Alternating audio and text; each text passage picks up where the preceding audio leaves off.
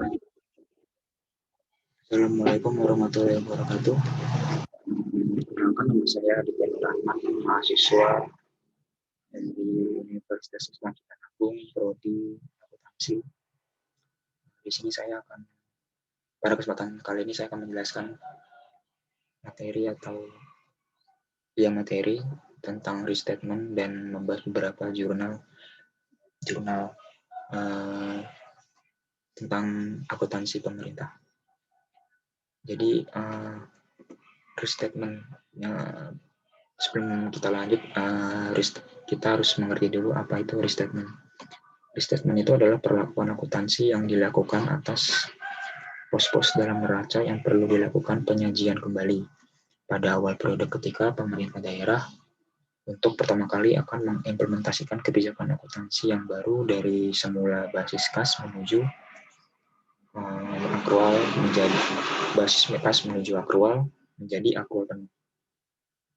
Lalu sini contoh yang dipakai adalah untuk restatementnya adalah dari pemerintah Kota Kaligawe. Sebelum ini kita ada beberapa informasi dari laporan keuangan pemerintah Kota Kaligawe ini. Pada tahun 2018, Pemkot Kaligawe menyusun laporan keuangan berbasis akrual dengan kebijakan sebagai berikut. Neraca awal per 1 Januari 2018 disajikan berdasarkan kas toward akrual dan informasi aset tetap. Lalu, pertama, metode penyusutan yang digunakan adalah metode garis lurus dengan nilai residu Rp0.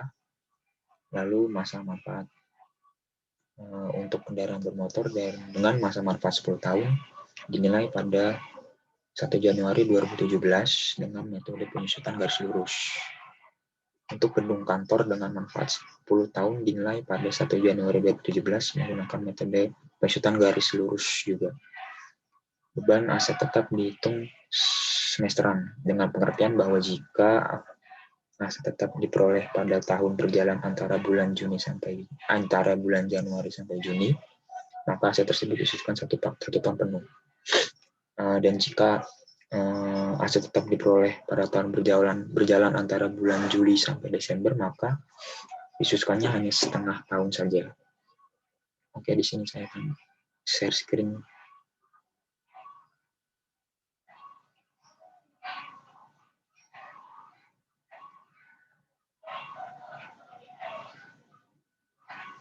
Ya, di sini sudah ada neraca awal dari pemerintah Kota Kaligawe per 1 Januari 2018 sebelum restatement. Di sini aset lancar tetap seperti ini. Lalu sebelum melakukan restatement, kita harus menjurnalnya terlebih dahulu akun-akun yang di sini. Di sini jurnal. Pada tanggal 1 Januari sini ada ekuitas di debit dan akumulasi penyusutan peralatan dan mesin kendaraan. Tadi di masa manfaatnya di pemerintah Kota Kaligawe ini dia masa manfaat kendaraannya tuh 10 tahun. Jadi yang tadinya 250 juta dibagi 10 tahun jadi hasilnya 25 juta. Lalu di sini yang kedua ekuitas dan akumulasi penyusutan gedung dan bangunan. 200 juta dari 200 juta itu tadi gimana bisa dapat 200 juta itu tadi di kebijakannya di masa manfaatnya pemerintah Kota Kaligawe itu masa manfaat gedung itu dia 50 tahun. Jadi 10 miliar ini dibagi 50 tahun ketemu 200 juta. Lalu di sini kode beneficiasi dan ekuitas itu tetap. Lalu setelah itu baru kita bisa membuat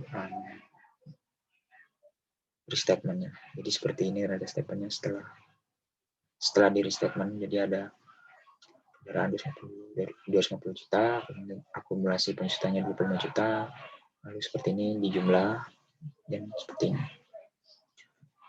Lalu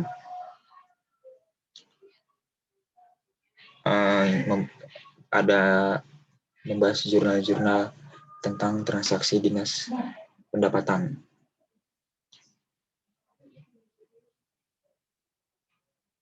Sebentar.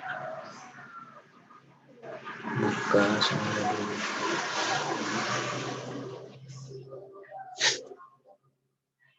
Nah, di sini pada tanggal 15 Januari 2018, Bendahara Pengelola mengajukan SPPUP sebesar 50 juta kepada PA melalui PK SKPD. Pada hari yang sama, PK SKPD menerbitkan SPMUP. SPM ini diotorisasi dan langsung diserahkan oleh PA kepada BUD. Tanggal 16 Januari 2018, BUD menerbitkan SP2UP dengan jumlah 50 juta. Jadi jurnalnya itu tanggal 16 Januari 2012. Di sini transaksi penerimaan SP2D ini di jurnal pada tanggal terbitnya di tanggal 16, yakni kas dan di debit ini kas di Bendahara Pengelolaan ini di debit sebab ada penerimaan uang oleh Bendahara Pengelolaan. Lalu RKRPD ini di jurnal sebagai kredit sebagai akun entitas di SKPD-nya. Lalu yang kedua itu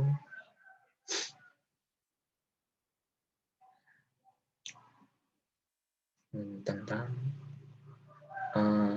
pada tanggal 1 Februari 2018, BUD menerbitkan SP2D LS gaji sebesar 430 juta dengan perincian gaji pokok sebesar 360 juta, tunjangan keluarga sebesar 34 juta, dan tunjangan jabatan sebesar 36 juta. Pada tanggal 1 Februari. Jadi jurnalnya di lapor operasional itu transaksi pembiayaan gaji ini di jurnal untuk kepentingan LO dan LRA ini. Transaksi pembayar gaji dicatat secara rinci sebab setiap akun itu memiliki kode rekeningnya masing-masing.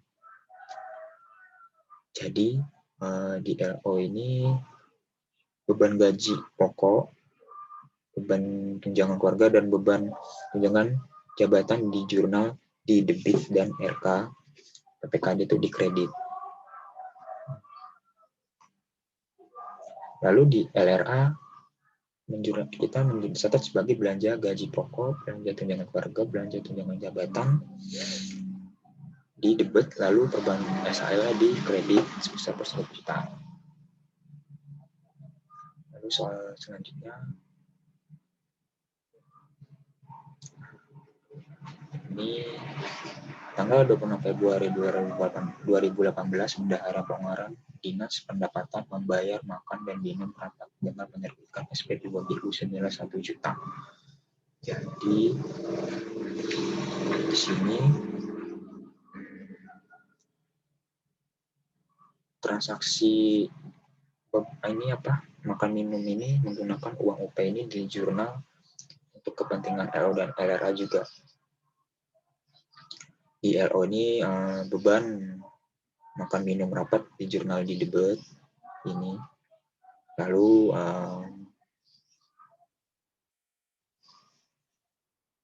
kasnya di Bendahara Pengelolaan di debit. Lalu di LRA-nya juga dicatat sebagai belanja makan dan minum rapat, dan di kreditnya ini dia perubahan SAL. Lalu soal selanjutnya atau yang terakhir ini pada tanggal 9 April 2018, Bendahara Pengelolaan Dinas Pendapatan melakukan pembelian ATK dengan menerbitkan SP2DGU sebesar 5 juta. Jadi di sini transaksi pembelian alat tulis kantor menggunakan uang UP ini di jurnal untuk kepentingan LNLR juga. Beban alat tulis kantor jurnal ini di LO, di debit, dan di kreditnya itu kas di bendara, pengeluaran. Lalu di laporan relasi anggarannya itu di belanja alat tulis kantor ini di debit juga, namun yang membedakan di kredit itu perubahan SKL. Jadi sekian presentasi dari saya. Mohon maaf bila ada kekurangannya. Saya undur diri. Wassalamualaikum warahmatullahi wabarakatuh.